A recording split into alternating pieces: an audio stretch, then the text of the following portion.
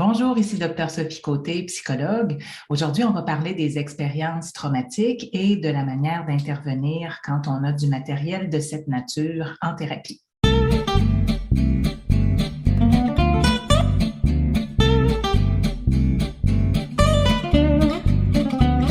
Alors, durant les expériences traumatiques, il est naturel que le système nerveux cherche à ne pas vivre l'expérience complètement.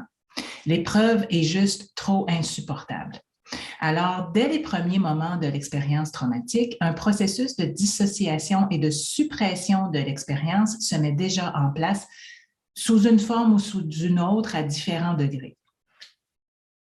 L'esprit humain est bien équipé pour faire ça. C'est un phénomène normal et naturel. Par contre, ce processus de chasser l'expérience de la conscience garantit aussi que cette mémoire-là va être conservée indéfiniment. Le temps n'efface pas ces mémoires-là. Il y a donc deux facettes à ces mémoires. L'expérience elle-même, c'est-à-dire les perceptions, les sensations, les émotions, si elles sont présentes parce que la dissociation pourrait être d'une telle ampleur que seules les sensations se sont enregistrées, et les schémas, les apprentissages, d'autre part. Les symptômes générés par les mémoires traumatiques entrent donc dans deux grandes catégories. Premièrement, les symptômes qui visent à garder ces mémoires traumatiques implicites et en dehors de la conscience.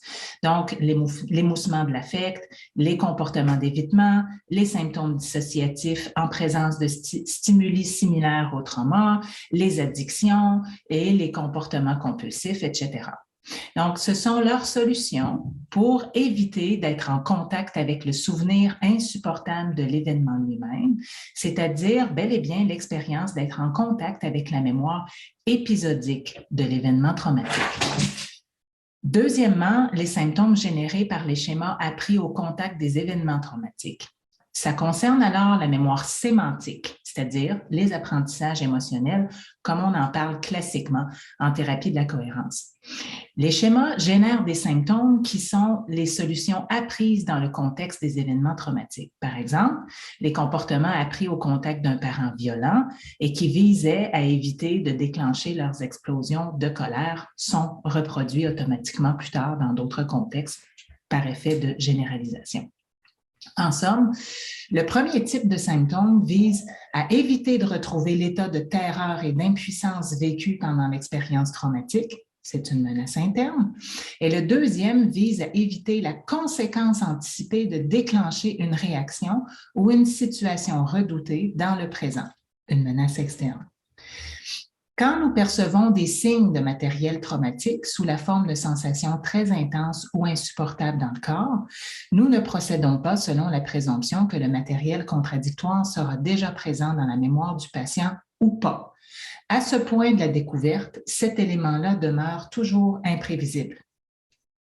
Par contre, la présomption avec laquelle nous procédons est qu'il y a un traumatisme à l'origine de cela, qui est encore sous sa forme brute, sans processing émotionnel et implicite. Et la nécessité absolue d'empêcher ce matériel volatile d'émerger en conscience est ce qui rend nécessaire de déployer diverses stratégies pour l'éviter quand elles sont présentes. La colère est d'ailleurs un symptôme qui permet de s'éloigner instantanément et radicalement de ce matériel souffrant. C'est l'une des principales motivations de la colère d'ailleurs, même s'il y en a d'autres, évidemment. Alors, dans ces cas, nous utilisons le processus d'accompagner l'expérience de ces patients de manière empathique afin de les aider à commencer à tourner leur attention vers ces mémoires traumatiques. Et nous l'annonçons de manière très transparente. Par exemple, en disant quelque chose comme « Je vais maintenant essayer d'avancer avec vous vers ce matériel en étape très, très petite pour qu'elle reste tolérable pour vous, parce que je réalise à quel point cela doit rapidement devenir insupportable si ces mémoires remontent à la surface trop rapidement. Vous avez développé toutes sortes de stratégies pour les garder enfermés pendant de nombreuses années, n'est-ce pas? Alors, vous pouvez le faire. Mais pour vous libérer de ce matériel, nous avons besoin d'examiner ce qui se trouve à l'intérieur. Et je sais que ça semble très effrayant. Mais nous allons le faire en étapes assez petites pour que ça reste fonctionnel et je vais être avec vous à chaque petite étape du processus. Alors, dans le travail, nous allons travailler en expérientiel par étapes assez petites pour rester dans l'intensité adéquate au niveau limbique pour les patients, tolérable pour chaque personne, et nous allons utiliser les techniques de base en expérientiel pour bien évaluer la capacité de la personne à être en présence de sa mémoire épisodique traumatique et de l'intégrer. Une fois qu'il devient possible pour le patient de revisiter sa mémoire épisodique traumatique d'un événement ou d'un amalgame de plusieurs événements similaires, de manière relativement confortable et qu'aucun marqueur d'activation significatif ou d'évitement expérientiel ne demeure. Par exemple, sur le plan somatique, le système nerveux semble relativement calme, que la personne montre une tendance claire et stable à être en contact subjectif et engagé émotionnellement, somatiquement, etc. Aucune partie du soi ne se cache de l'expérience, alors le travail est considéré comme complet parce que l'évitement de cette mémoire épisodique ne sera plus nécessaire. Si le symptôme persiste, par exemple la panique qui se déclenchait lorsque la suppression faillissait à sa tâche et que la personne se retrouvait envahie, on peut considérer qu'il n'est plus possible que cette mémoire déclenche le symptôme travaillé et qu'il est maintenant produit par une autre mémoire épisodique ou par un autre modèle problématique de la réalité. On a alors affaire à un système tentaculaire ou même un même symptôme, c'est-à-dire qui est produit par deux ou plusieurs modèles de la réalité, et ça, c'est assez courant dans notre pratique. On recommence à zéro en dirigeant à nouveau le travail de découverte sur le symptôme, dans mon exemple, la panique, pour rendre explicite ce qui déclenche la panique ou la rend nécessaire à produire. Quand nous parlons de mémoire traumatique, nous parlons évidemment des sensations et des émotions qui en font partie, mais il est crucial d'aller identifier les apprentissages, les schémas qui ont été aussi appris au contact de l'expérience traumatique.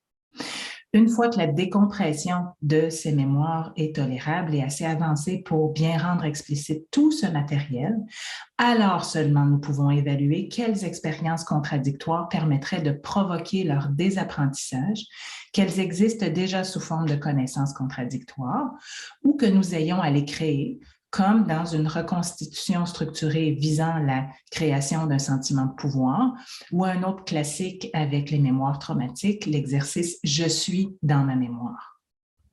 Alors, j'espère que ça vous donne des pistes sur les deux facettes très, très importantes, assez indissociables du travail avec les mémoires traumatiques. Donc, d'un côté, le travail de processing qu'on a à faire sur la mémoire épisodique, et de l'autre, le travail de transformation qu'on a à faire, une autre forme de transformation en fait, parce que la mémoire pré-processing est dans un état brut et donc avec un potentiel fortement envahissant. Post-processing, mais son potentiel est très différent. La personne n'est plus dans une position où elle a besoin d'éviter cet envahissement-là et toutes les sensations que ça provoque. Et les transformations au niveau d'un désapprentissage, d'un apprentissage émotionnel qui a été fait dans le contexte de cet événement traumatique-là. Alors, comme toujours, si jamais vous avez des questions, ça va me faire plaisir d'y répondre, simplement à les mettre en commentaire ou à m'écrire. Je vous dis à la prochaine et bonne pratique!